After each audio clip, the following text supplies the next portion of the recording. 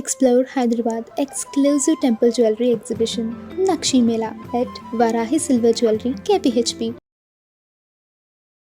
నమస్తే, welcome to Suman TV. నేను పద్మిని. ప్రస్తుతంతో పాటు ప్రముఖ ఆధ్యాత్మికవేత్త, ప్రముఖ న్యూమరాలజిస్ట్, లక్ష్మీ నరసింహస్వామి ఉపాసకురాలు శ్రీమతి స్రవంతి గారు మనతో పాటు ఉన్నారు. మాట్లాడదాం. నమస్తే అక్క. నమస్తే పద్మిని. జూన్ 20వ తారీఖు వనగౌరి అంటే జ్యేష్ఠ శుక్లపక్ష షష్ఠి వనగౌరి వ్రతం చేసుకోవటం అనేది ఆచారంలో ఉన్నటువంటి ఒక అంశం. వనగౌరి వ్రతాన్ని చేసుకుంటూ వచ్చేటటువంటి ఫలితం ఏమిటి? అందరూ చేసుకోవచ్చా? ఇప్పటిదాకా మాకు అలవాటు లేదండి, మరి మేము చేయొచ్చా అని అడిగే వాళ్ళు ఉంటారు. దీనికి సమాధానం తప్పకుండా చెప్తాను పద్మిని. చాలా పవర్ఫుల్ అమ్మవారు వనదుర్గాదేవి. మనకి గుడి కూడా ఉంది, దత్తాచలం వెళ్ళే రూట్ లో వనదుర్గ, ఏడుపాయల వనదుర్గ అంటాం గుడి. అక్కడ 7 పాయలుగా చీలిపోయి ప్రవహిస్తుంది నది. అంటే చాలా పవర్ఫుల్ అసలు. అట్లా వనదుర్గ అంటేనే చాలా పవర్ఫుల్. అలా మనం దుర్గా అమ్మవారికి మరొక పేరుగా గౌరీ అమ్మవారిని ఇక్కడ వనగౌరి అని చెప్పి చేసుకుంటున్నాం.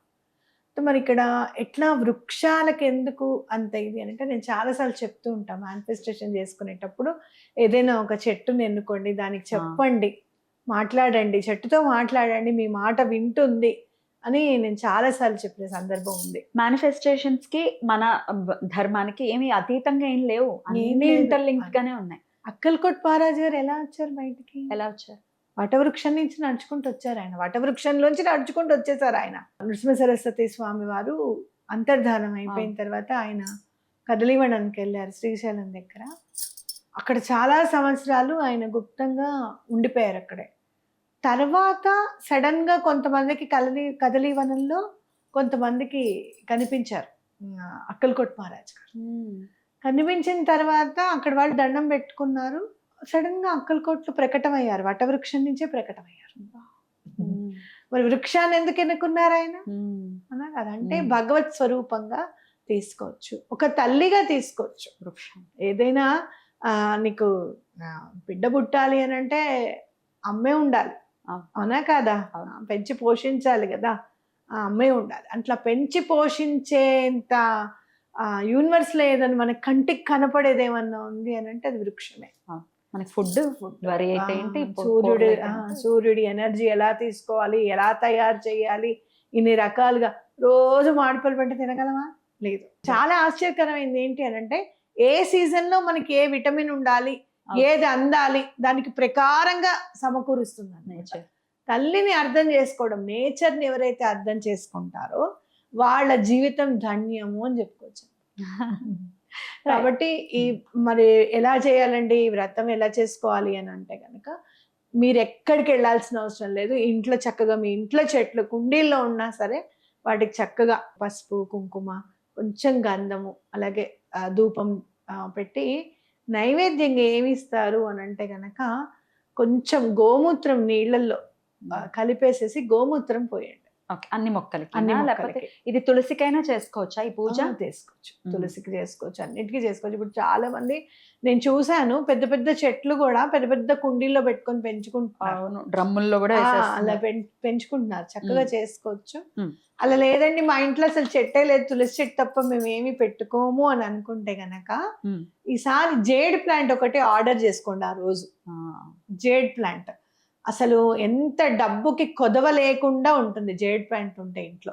ఎందుకు అని అంటే, మీరు ఒక 4-5 రోజులు నీళ్లు పోయకపోయినా కూడా జేడ్ ప్లాంట్ ఎండిపోతుంది, వాటర్ ని స్టోర్ చేసుకుంటుంది, అదే యూజ్ చేసుకుంటుంది. అందుకే మెత్తగా ఉంటుంది, ఇంత మందంగా ఆకు. కాబట్టి మన దగ్గర లేకపోయినా కూడా మన డబ్బుని దాయడం ఎలా దాయాలి అనేది అదే నేర్పిస్తుంది మనకి ఆటోమేటిక్ గా. చాలా బాగా పనిచేస్తుందని చెప్పుకోవచ్చు. అద్భుతం, అద్భుతం. సో చక్కగా పూజ చేసుకుని, తులసికైనా పూజ చేసుకుని ఈ రోజున యూటిలైజ్ చేసుకోవాలని చెప్పారు. అలాగే మేనిఫెస్ట్ చేయటం, చెట్టుతో మాట్లాడటం, లేకపోతే మనం కష్టం చెప్పడం మీరు పలుమార్లు చెప్పారు. ఈ వీడియోలో కూడా ఒకసారి చెప్పండి, ఎట్లా చెట్టుకి చెప్పాలి మన సమస్య, ఆ సమస్య నుంచి ఎట్లా మనం బయటపడతాం?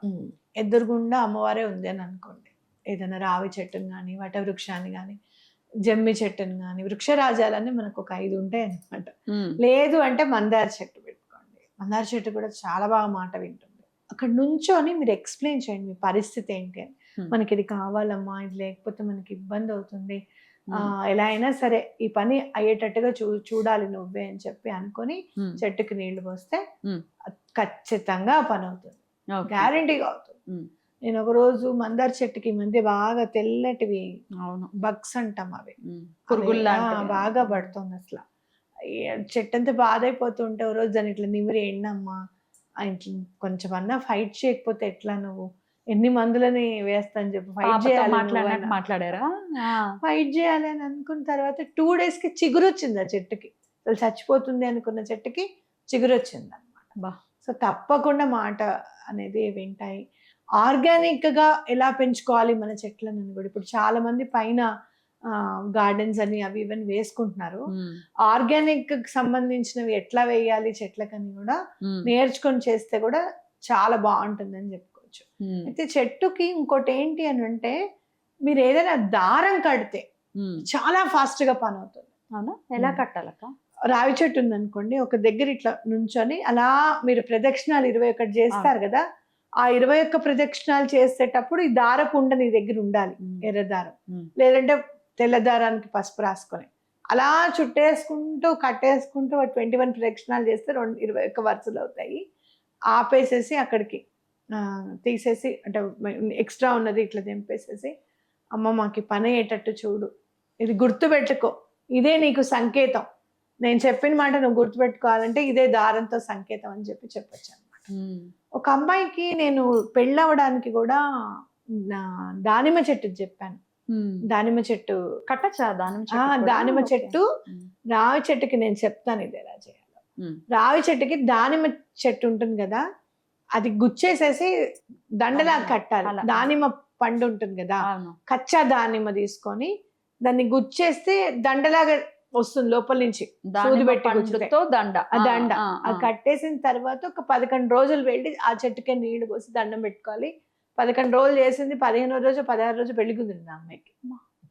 వృక్షానికి చెప్తే కష్టపడి చేస్తే అవ్వని పని అంటూ ఉండదు అనేది మనం గుర్తుపెట్టుకోవాలి ఎప్పుడైనా కూడా. చాలా అంటే ఏదో ఏదో కొత్త కొత్తగా చెప్పేస్తున్నారు, ఇవి తెలుసా అవి తెలుసా, యూనివర్స్ అంటారు అని భలే మాట్లాడతారు. ఏఐ వాడద్దని చెప్పి అప్పుడు కొత్తగానే వచ్చింది, ఏతో అవును వాడద్దు, కొత్తగా వచ్చిన మేము ముట్టుకోమని అనుకుంటే అదే పని చేయాలి. అలా అనుకుంటే ఎట్లా? కృష్ణుడు వచ్చేదాకా కృష్ణుడు కొత్తే, అవునా కాదా? బాబా గారు వచ్చేదాకా బాబా కొత్తే, అలాగే శ్రీపాద శ్రీవల్లుభులు వచ్చేదాకా కలియుగానికి దత్తాత్రేయుడు కొత్తే. రైట్, అలా అనుకోవాలంతే. ఏముంది అనేటానికి అజ్ఞానం ఉంటే చాలు, తెలుసుకోవడానికి జ్ఞానం అవసరం అవుతుంది. తెలుసుకుందాం. మనకి ముందు అవతల వాళ్ళని విమర్శించడము అనేది తగ్గిపోతే ఆటోమేటిక్ గా జ్ఞానం వచ్చేస్తూ ఉంటుంది.